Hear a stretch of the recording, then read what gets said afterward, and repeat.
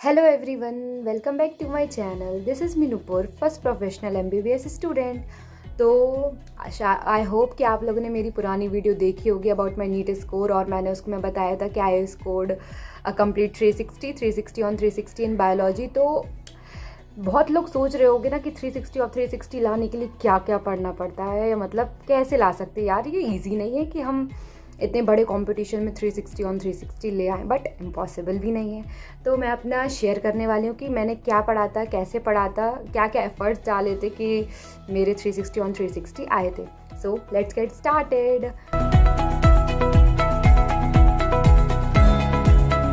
तो जैसे कि सब कहते हैं और मैं भी वही ही कहूँगी कि मतलब बायोलॉजी के लिए, केमिस्ट्री के लिए और मतलब बेसिकली जो NEET examination point of view से कि जो सबसे मेन बुक होती हैं वो क्या होती हैं हमारी NCERT। और बायोलॉजी में तो मतलब NCERT is like a Bible, मतलब आपने सुना ही होगा पहले भी कि NCERT की एक एक लाइन, एक एक डायग्राम, हर एक एग्जाम्पल, मतलब सब बहुत ज़्यादा इंपॉर्टेंट होता है। तो जो NCERT बुक है आपकी बायोलॉजी की, वो तो आपको घोल के ही पी जानी है, मतलब कि उसको तो आप छोड़ सकते ही नहीं हो, वो तो आप मिस बिल्कुल नहीं कर सकते हो। मतलब कि अगर मैं अपना बताऊं तो मतलब मैंने तो NCERT अपनी 11-12 दोनों बायोलॉजी की मतलब अराउंड 40 to 50 टाइम्स तो शायद पढ़ ही लिया होगा। हाँ ज़्यादा है, बट लग रहा होगा इतना ज़्यादा बार कैसे, बट हाँ पढ़ लिया होगा। ऑलमोस्ट मैंने पढ़ लिया होगा 40 to 50 टाइम्स, मतलब इतना ज़्यादा कि सब कुछ रट गया था कि ये डायग्राम, ये लाइन है तो ये इस पॉइंट पर ही होगी। तो मतलब हो जाता है, अगर आप लोग करेंगे तो हो ही जाएगा। आपने अभी तक तो सभी ने बहुत बार NCERT पढ़ ली होगी, और मतलब जितनी बार भी आप पढ़ोगे ना तो आपको कुछ ना कुछ न्यू मिल ही जाएगा कि आपको कुछ ना कुछ ऐसा होगा कि जो आप हमेशा भूल जाते होंगे। आप कुछ ना कुछ, या कोई एग्जाम्पल होगा या कुछ ऐसी लाइन हो ही जाती है कि हम उसको रिटेन नहीं कर पाते, तो हमें उसको बार बार रिव्यू करना पड़ता।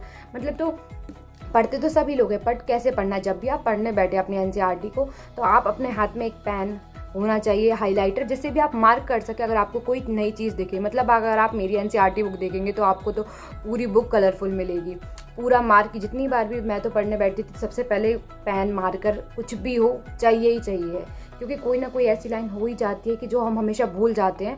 तो अगर कोई ऐसी लाइन होती थी कि जो मतलब मैं रिटेन नहीं कर पा रही हूँ या फिर याद नहीं रहती है, तो जो लेफ्ट साइड या राइट साइड जो स्पेस होती है हमारी बुक की, वहाँ पर ही लिख लेते, ताकि क्योंकि जब हम दोबारा से पढ़ने रिवाइज करते हैं तो हमारी नज़र सबसे पहले उसी जगह पर पड़ती है कि जहाँ हमने इंपॉर्टेंट लाइन्स लिखी होती थी। तो जो भी अगर आप लोगों को कुछ चीज़ लग रहा है कि आप भूल जा रहे हैं, तो आप उसको अपने लेफ्ट साइड या जो खाली स्पेस होती है उस पर क्या नोटेड डाउन कर ले कि हाँ ये लाइन है, ये इंपॉर्टेंट लाइन है, ये हम भूल जा रहे हैं, ताकि जब आप दोबारा से रिव्यू करें तो आपकी नज़र सबसे पहले वहीं जाए और वो आपको दिमाग में रिकॉल हो जाए। तो जैसे ये रही मेरी NCERT 11th क्लास की, सब लोग आप इसको जानते ही होंगे। तो अगर हम अपनी NCERT दिखाएं, जैसे कि ये, आई होप आपको दिख जाए, ये रहा मॉर्फोलॉजी चैप्टर बायोलॉजी का।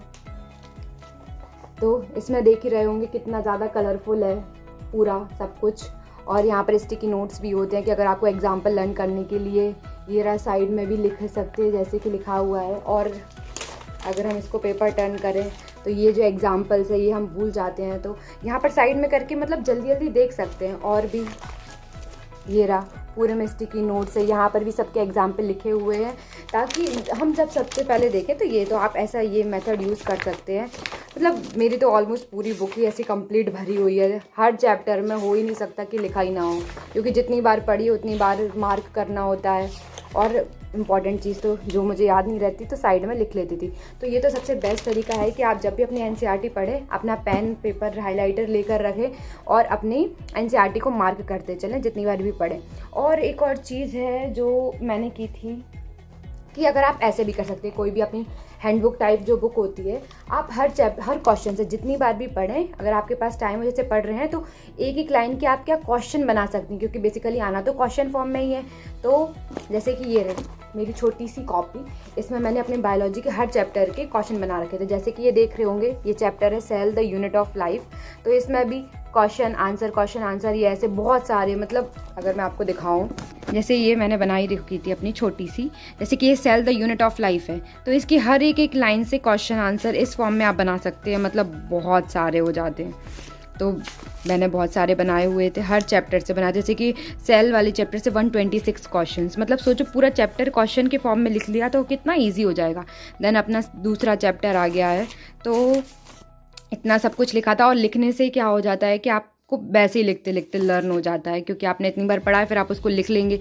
ये दूसरा चैप्टर आ गया, तो यही अकेली कॉपी नहीं है मेरी, तो बहुत सारी एक और पूरा रजिस्टर भरा हुआ था, क्योंकि सबको जब नोटेड डाउन किया था कि आप इसको कहीं पर भी कैरी कर लो, और इससे आपको पूरा चैप्टर बहुत अच्छे से आ जाता है। मतलब आप तो देख ही रहे हैं, ये पूरी कॉपी ही भरी हुई है क्वेश्चन आंसर से, मतलब सब कुछ किसी भी चैप्टर के देख लेंगे तो जितने भी चैप्टर्स थे, बायोडाइवर्सिटी, मतलब हर क्वेश्चन के तो हमने तो बनाए हुए थे। इसको ये फ्लैश कार्ड्स टाइप या क्वेश्चन आंसर जो आप हर लाइन से ले सकते हैं, तो आप ऐसा भी तैयार कर सकते हैं।